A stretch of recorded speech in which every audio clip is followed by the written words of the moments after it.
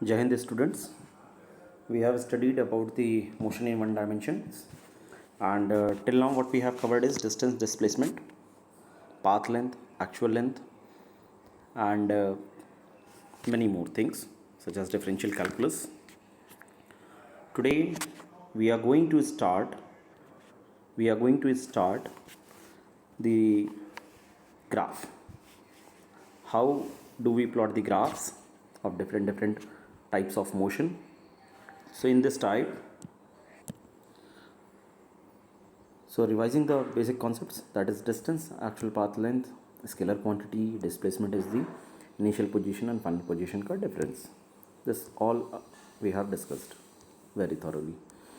Now position time graph, that is xt graph. What do we mean by this? The motion of an object can be represented by position time graph. Please select the blue pen. Okay. Object can be represented by position time graph. So the motion of the object represented by the position time graph. Suppose this is the time axis and this is the distance axis.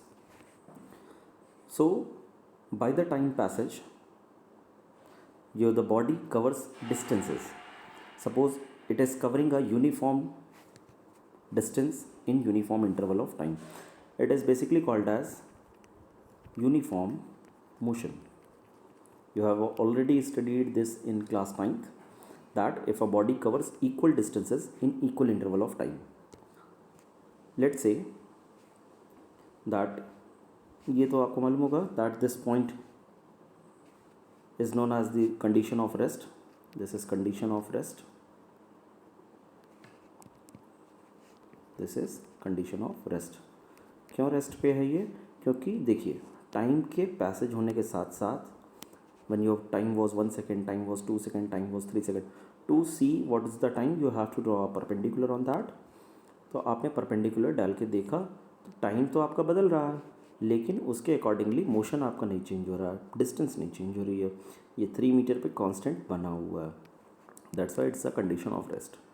सो अगर मैं यहाँ पर uniform motion को plot करना चाहूँ, कैसे? Suppose in 1 second my body covers 1 meter. This is the point. In 2 seconds my body covers 2 meter. This is the point. In 3 seconds my body covers 3 meter.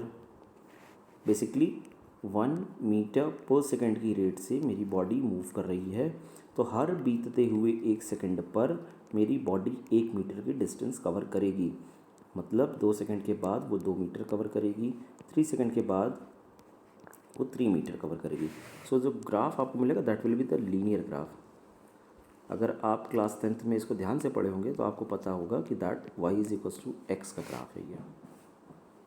Okay, this is the position time graph कि आपका एक axis पे distance होती है, दूसरे पे time होता है. Object is at rest. लेकिन अगर आपको यूनिफॉर्म मोशन बनाना है तो वही मैं कह रहा आपसे कि 2 मीटर की डिस्टेंस कवर हुई है 1 सेकेंड पर, तो आपने एक्स एक्सिस पे यानी टाइम एक्सिस पे परपेंडिकुलर ड्रॉ किया और वाई एक्सिस यानी डिस्टेंस एक्सिस पर भी परपेंडिकुलर ड्रॉ किया, तो आपको एक कोऑर्डिनेट मिल गया ये वाला. सेम आपको 2 सेकंड में बॉडी 4 मीटर कवर कर रही है तो आपने कोऑर्डिनेट ले लिए. अब कार्टेशियन प्लेन में तो प्लॉट करना आता होगा आपको. तो ये अब जब आप इसको एक लाइन से ज्वाइन करेंगे तो ये आपका बनेगा एक uniform motion. So the body will be in uniform motion. Similarly it is not necessary that body will always be in uniform motion.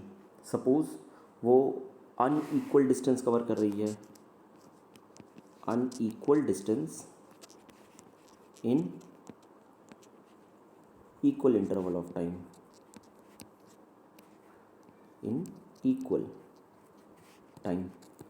मतलब टाइम तो आपका सेम लग रहा है 1 सेकेंड, 2 सेकेंड, 2 to 3, 3 to 4, तो आपका ऑब्जेक्ट पर डिस्टेंस थोड़ी सी फैशन वे में नहीं चल रहा है, रैंडम ऑर्डर में चल रहा है.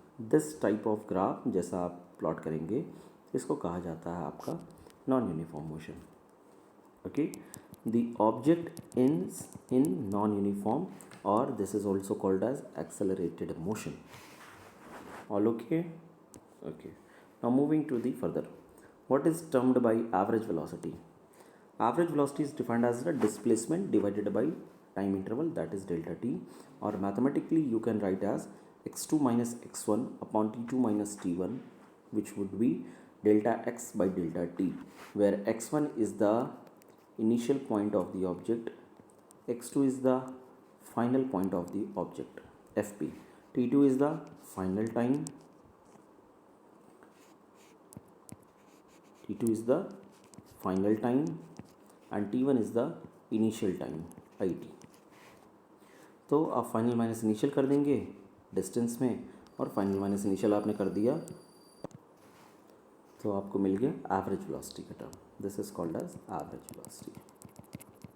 Okay, moving further, unit metre per second. Obviously बात, average speed is nothing but it's defined as the total path length travelled by the object divided by time interval.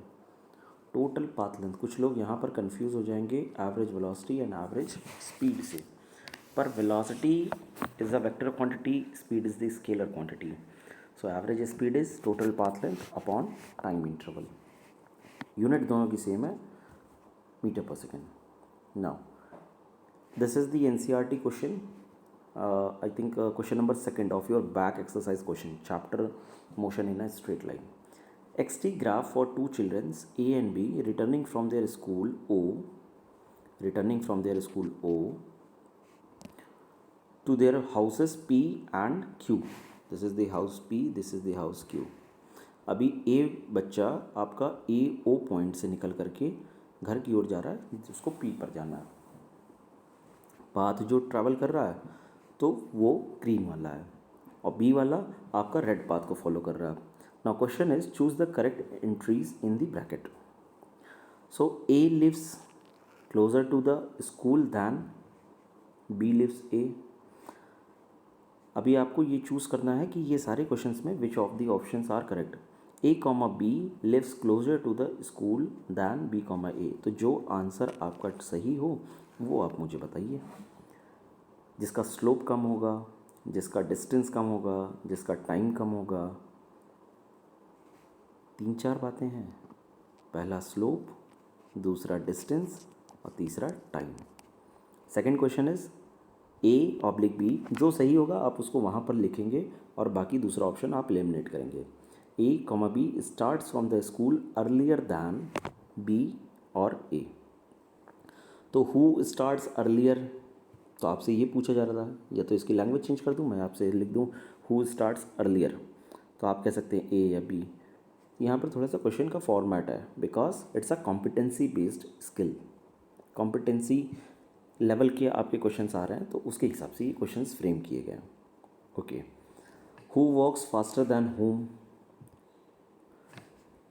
A and B reach home at the same or different time. अब आपको इसको क्या करना होगा, आप perpendicular गिराइए A point से B point. अब आपको दिख रहा होगा answer, who reaches home first. ठीक है, ये आपकी स्किल्स हैं कि आप टाइम कैसे निकालेंगे. So you have to draw a perpendicular. Now fifth and last question is, who overtakes who on the road once or twice. कौन किसको कितनी बार ओवरटेक करेगा. ओके, अगर ये क्वेश्चन आप स्क्रीनशॉट ले चुके होंगे, उसको सॉल्व करेंगे तो वो मैं समझ सकता हूँ. आप आगे मुझे सॉल्व करके आंसर भेजिएगा तो मैं आपको रेक्टिफाई कर दूँगा. Instantaneous velocity. What is instantaneous velocity? The velocity at any instant is defined as the limit of average velocity as the time interval becomes infinitesimally small delta t tends to 0. मतलब instant का मतलब क्या हुआ कि suppose आप road पर move कर रहे थे और आपको ये पूरी रोड पार करने में, suppose this is a 100 metre road and you take 4 second. ठीक, आपको 4 सेकेंड लगे इस 100 मीटर रोड को पॉइंट A से पॉइंट B को क्रॉस करने के लिए. Now my question is, what is the your velocity at 3rd second. After 3 second नहीं पूछ रहा हूँ, मैं कह रहा हूँ 3rd सेकेंड पर. मान लीजिए 3rd सेकेंड पर आप यहाँ पर थे, तो यहाँ पर आपकी वेलोसिटी क्या थी. 3rd second exact point, pin pointed. The velocity at any instant, जो मैं कह रहा हूँ ना आपसे 3rd सेकेंड, आफ्टर 3 सेकंड के बाद तो वो तो एवरेज वेलोसिटी आप निकाल लेंगे कि 3 सेकंड तक वेलोसिटी कितनी चली, एवरेज चल रही है या कैसे हो रही है। मैं कह रहा हूँ आपसे third second exactly is defined as the limit, मतलब आपको distance upon delta T time कहाँ से, इनिशियल पॉइंट से। सो आप थर्ड सेकंड पर कहाँ पर हैं, सपोज़ आप कीजिए 75 मीटर पर हैं, ठीक।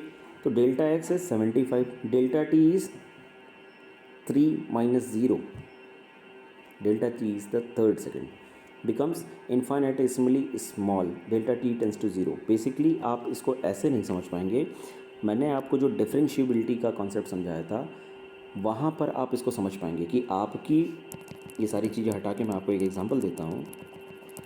Suppose your object is moving with an equation of a quadratic equation termed as x is equals to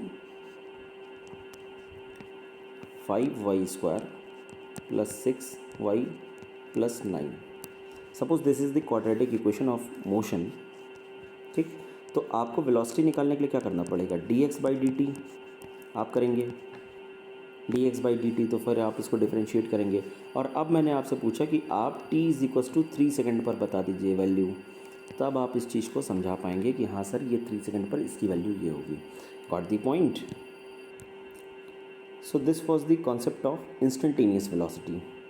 Now moving further, position time graph आपको बताया, इसके 3 स्लोप होते हैं, एक ये, एक टूवर्ड्स डाउनवर्ड और एक यूनिफॉर्म। इन तीनों के अपने अपने सिग्निफिकेंस है। यहाँ पर जो चीज़ आपको देखना है वो ये कि आपका एक्सेलरेशन कैसा है। स्लोप इसका पॉजिटिव है, मतलब आप इस ग्राफ पर एक टेंजेंट ड्रॉ करेंगे। ये टेंजेंट का क्या मतलब हुआ, this tangent is showing the angle from the time axis. Slope मैंने आपको ये बताई थी कि एक्स एक्सेस से आपने जितना एंगल लिया दैट इज़ द स्लोप। या आपको एक चीज़ और बताया था that y2 minus y1 upon x2 minus x1, this is to be this is used for to calculate slope. तो आपका 3 बातें बहुत ध्यान रखेंगे कि अगर स्लोप ऊपर की तरफ है, स्लोप ऊपर की तरफ क्या मतलब, ग्राफ ऊपर की तरफ है और स्लोप इसका क्या आ रहा है, positive, anti clockwise angle is taken always as positive, then it is a type of positive acceleration. यहाँ पर स्लोप आप देखिए, it coming downward, angle is anti clockwise positive, clockwise negative, तो एंगल इज क्लॉकवाइज आ रहा है आपका। कैसे, ये देखिए ना, आप एंगल ऐसे निकालेंगे, ये यहाँ पे अगर ये एक्सिस यहाँ पे आ जाए, आपको एंगल ऐसे निकालना था, ओके। तो यहाँ पर ये क्या होगा, it's a negative acceleration case, and the third one is the zero acceleration because it's a covering uniform distance in uniform interval of time. So I am going to end this lecture here. जो बचे कुछ concepts हैं उनको मैं कोशिश करूँगा कि एक छोटा वीडियो बना करके उनको कवर कर लूँगा। Rest everything is covered from the point of view of NCERT of motion in a one dimension. Till then, thank you and जय हिंद। न्यूमेरिकल्स करते रहें और अपना ध्यान रखें। Thank you.